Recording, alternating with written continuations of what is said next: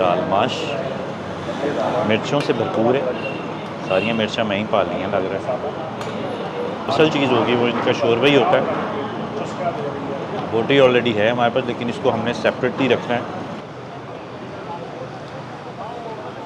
क्या नाम है? गुलाम मुर्तज़ा। पढ़ते पढ़ते नहीं हो? नहीं यार सर। हैं? नहीं। क्यों? ऐसे शौक नहीं है सर। अस्सलाम वालेकुम, फूड ऑन प्लैनेट में खुशामदीद। मैं हूं मोहम्मद रज़ा, एक और नई वीडियो के साथ आपकी खिदमत में हाजिर। आज बहुत अरसे के बाद मौका मिल रहा है लॉन्ग वीडियो या लॉन्ग कंटेंट करने का, और मैं मौजूद हूं इस वक्त। ये रोड जो है ये बिडन रोड कहलाता है मेरी, अगर आप इस साइड पे देख रहे होंगे मेरे सामने है माल रोड। तो यहाँ पर हम पहुँचे हैं। मेरे साथ और भी मेरे दोस्त हैं। एक साहब तो आपको याद होगा, अज़हर साहब होते हैं, उनके चैनल का लिंक मैं नीचे मेंशन कर देता हूँ। और एक और साहब हैं, उनसे भी मैं मुलाकात भी करवाता हूँ आपकी। तो हम चलेंगे। यहाँ पे इस वक्त है यहाँ पे बिडन रोड पे एक बहुत फेमस और बड़ा क्वाइट सा आउटलेट कैरी होम्स के नाम से, जो कि बहुत अरसे से यहाँ पे खाने के अंदर काम कर रहे हैं, खाने में काम कर रहे हैं, जो कि मोस्टली मेरे ख्याल से इनकी लंच टाइमिंग ही होती हैं ज़्यादातर।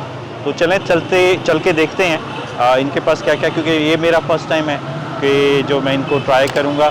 और चल के देखते हैं, इनका फूड ट्राई करते हैं, और बाकी जो एम्बियंस है या एनवायरनमेंट है वो भी चेक कर लेते हैं। ये इसका बैरूनी हिस्सा है। इसके ऊपर अगर मैं आपको दिखाऊँ अगेन वही पुरानी बिल्डिंग्स। यहाँ पे ये पूरा ये जो बिडन रोड है यहाँ पे पुरानी बिल्डिंग्स ही हैं मोस्टली, लेकिन अब शायद बहुत सी रेनोवेट भी हो चुकी हुई हैं। और ये वो जो विरसा है या जो असासा है जो कि हमने शायद थोड़ा सा भुला दिया हुआ है। अब ज़रा अंदर चलते हैं कैरी होम्स के। खुशबू बाहर तक आ रही है, और ये जो रोड काफ़ी चल रहा है क्योंकि ये बिज़ी लंच टाइमिंग है। चल के अंदर देखते हैं कि इनके पास क्या क्या चीज़ें मौजूद हैं। ये जी इसका बिल्कुल सिंपल सा सादा सा इंटीरियर है। मेज़ कुर्सी। ये हैं जी अज़हर साहब, जो कि जिनका मैं ज़िक्र कर रहा था, ये अज़हर व्लॉग के नाम से, और ये आपस में गुफ्तगू कर रहे हैं। अज़हर साहब हैं, ये दोनों ही अज़हर हैं। ओहो, मुझे तो अब रियलाइज़ हुआ।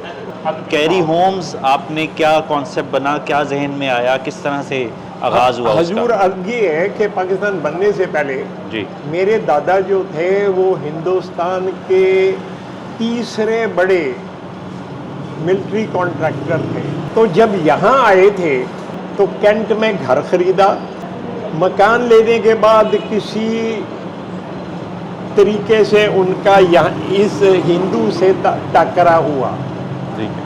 उन्होंने 9,000 रुपया उसको नकद दे के रजिस्ट्री करा के तो ये जगह खरीद ली।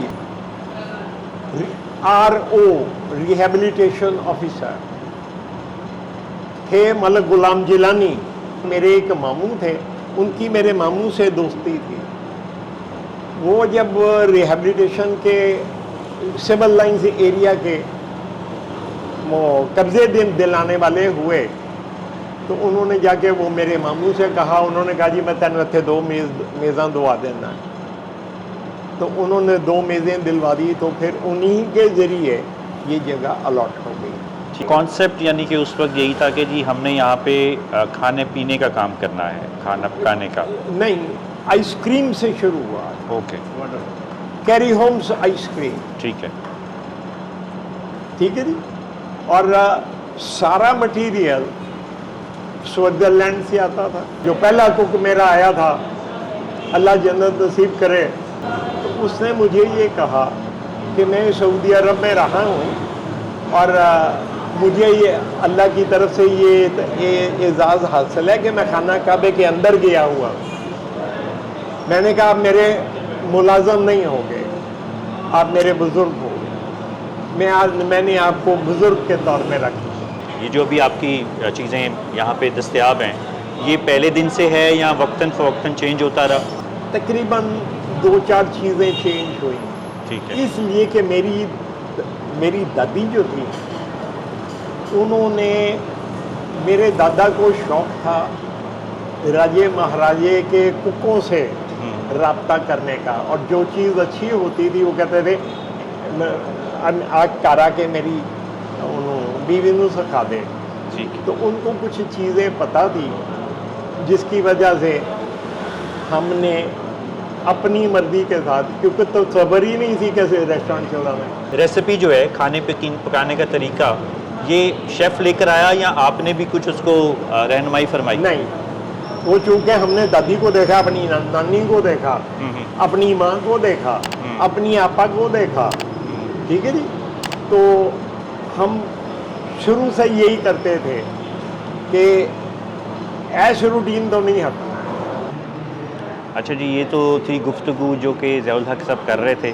उन्होंने बताया कि सिंस 1947 से उन्होंने ये जो जगह है ये स्टार्ट की है, और वो उसने अपनी गुफ्तगू में ये बताया कि किस तरह से उन्होंने ये जगह एक्वायर की है।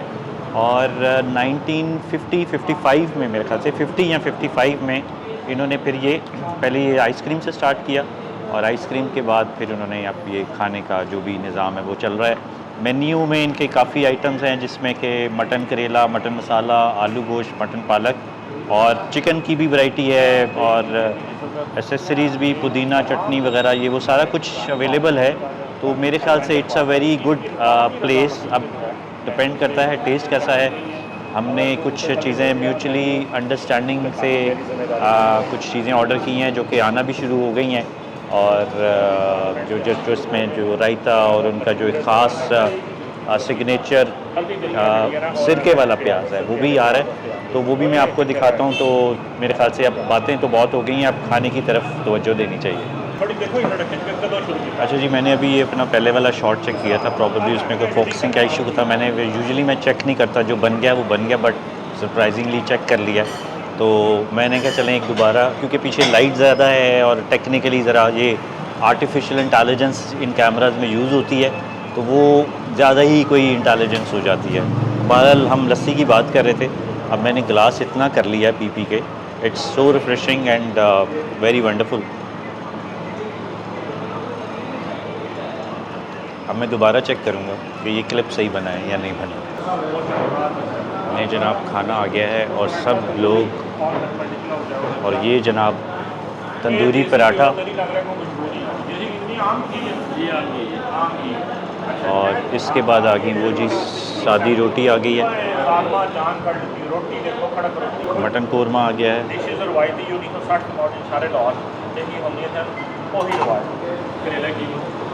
और ये देखिए करेले कीमा खूबसूरत सा, और ये जी दाल माश,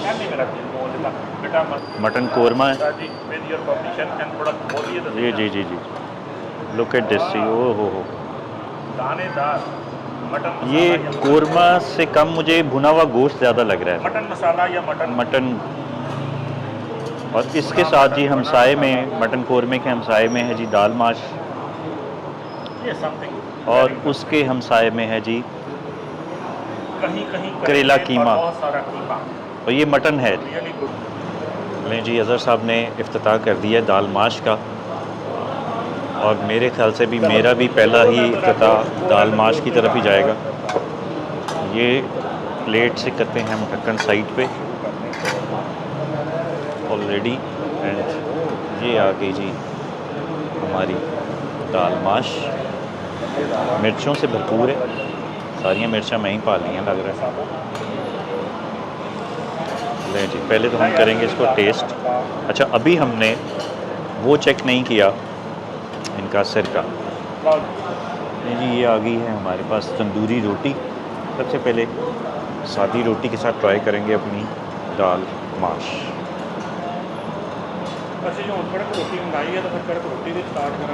साथ में आ गई जी हरी मिर्च, वाह।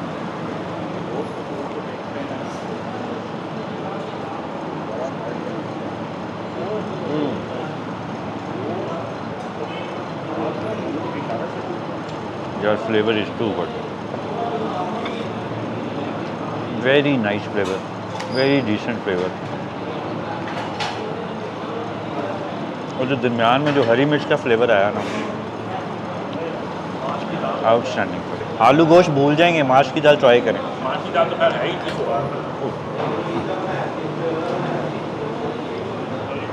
लें सिर्फ ये बात को 100% श्योर है।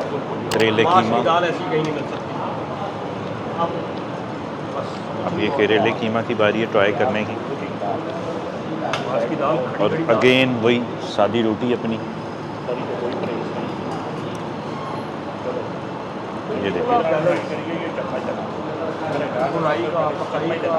बिस्मिल्लाहिर्रहमानिर्रहीम, ये देखिए। And look at this bite.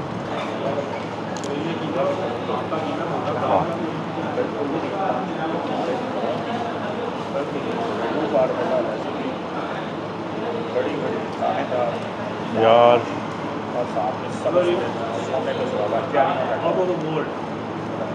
Amazing करेले कीमा। अखीर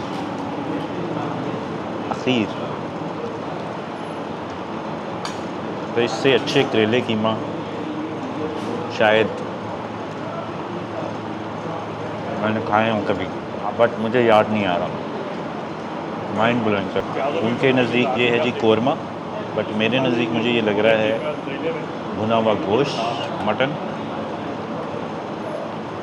ये देखें, थोड़ी सी हम करी भी ऐड करते हैं। एंड लुक एट दिस, इसको हमने ऐड किया जस्ट फॉर द टेस्ट, लेकिन ये देखें। और and look at this, the tenderness of this बोटी। और ये देखें लहदा लहदा हो रहा है। और ये आ गया जी एक हमारा बाइट। एंड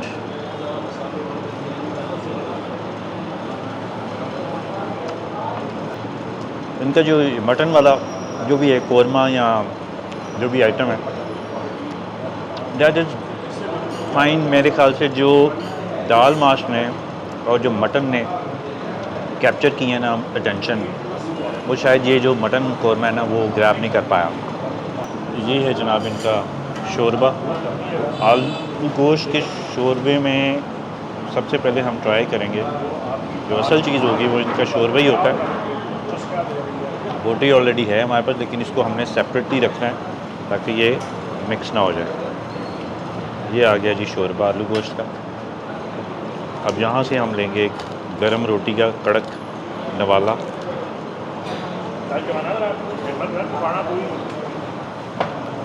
ये आ गया जी आलू गोश्त का शोरबा।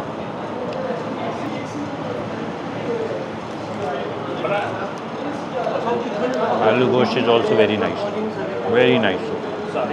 पराठा बेचारा मासूम सा सोच रहा है कि मुझे किसी ने लिफ्ट नहीं कराई। अब ये जो नवाला बनेगा, ये इस खूबसूरत सी दाल माश, अब क्योंकि मेरा एक हाथ फ्री नहीं है तो हम बाद में इनका जो प्याज है वो भी ट्राई करेंगे। और ये आ गया जी इनका सिरके वाला प्याज। वाह वाह। मैं पता ये चीज़ सारा खाने के बाद क्या मिस कर रहा हूँ, एनवायरनमेंट क्या। मेरा दिल चाह रहा है ये मेरा जो सीन है, ये जो मैं शॉट ले रहा हूँ, ये क्रोमा पे बना हो और पीछे एक गांव का सीन आ रहा हो। यार वाह। दाल माश इतनी ज़बरदस्त सबने चट कर दी, तो मैंने कहा वाई नॉट के इस नवाले को भी छोड़ा जाए। बिस्मिल्लाह। हालांकि इतना सा है मगर इतने से भी जायका। ले जी कैरी होम्स अगर आप आएँ और सामने बिल्कुल चमन है और उसके बिल्कुल सामने फिएस्टा है। फिएस्टा क्योंकि ये है कि बचपन से मैं इनसे जवानी से खाते हुए आ रहे हैं। चमन में पर्सनली मुझे इतना ज़्यादा पसंद नहीं है, इस वजह से ये लोग ज़रा चमन की तरफ आ गए थे और मैंने फिर अपने लिए ये फिएस्टा से, ये इनका वनीला क्रंच है और इसके नीचे ब्लूबेरी रिपल है इनका। ये मेरे ख्याल से शायद कोई नया फ्लेवर इन्होंने लॉन्च किया है। क्रंच इनका बहुत ज़बरदस्त होता है वनीला वाला। और ये रहा ब्लूबेरी। यानी कि अगर आप निकल रहे हैं कैरी होम से तो पिक्चर आपने ख़त्म नहीं करनी, पिक्चर को जारी रखना है जब अगर आपका कुछ मीठा खाने का दिल चाह रहा है, वरना आप पिक्चर ऑफ कर सकते हैं। नहीं जी, खाना बहुत ज़बरदस्त था। अब बारी थी इसकी ज़रा फीडबैक की, इसको एक्सप्लेन करने की। Thank you very much behind the camera. Azhar साहब ने मेरा कैमरा बड़े ऑकवर्ड पोजीशन में खड़े बैठे हुए हैं इस वक्त, मुझे ज़रा थोड़ा सा जल्दी भी करना पड़ेगा। तो सबसे पहले जो शो स्टॉपर जिसको कह सकते हैं आप, वो उनकी दाल माश और करेले कीमा, ये दोनों इकट्ठे ही वो रैंप पे वॉक करते हुए आ रहे थे। और यकीन करें कि इसके बाद उनका मटन कोरमा या भुना हुआ मटन गोश्त वो खा के, और जो उनका आलू गोश्त था that was nice as well, but जो जायका उसमें दाल माश में था और करेले कीमा में था, वो ज़रा मिठास थी थोड़ी सी करेले कीमा में, just because of may be शायद उन्होंने प्याज का इस्तेमाल ज़्यादा किया हुआ था, लेकिन बहुत अच्छा बना हुआ था। मेरे ख्याल से अगर कोई भी बंदा यहाँ पर एक दफ़ा इसको ज़रूर ट्राई करें, और ये जो चीज़ें मैंने आपको रिकमेंड की हैं, ये सजेस्ट की हैं, वो ज़रूर आप ट्राई करें। तो जनाब, ये थी मेरी आज की वीडियो। उम्मीद है कि आपको पसंद आई होगी। काइंडली चैनल को सब्सक्राइब कर लें, वीडियो को लाइक कर लें, और ये अज़हर साहब का चैनल ज़रूर आपने सब्सक्राइब करना है, क्योंकि ये जितनी मुश्किल में बैठे हैं ना, मैं इनको भी सलाम पेश करता हूँ, और आपके लिए भी अस्सलाम वालेकुम।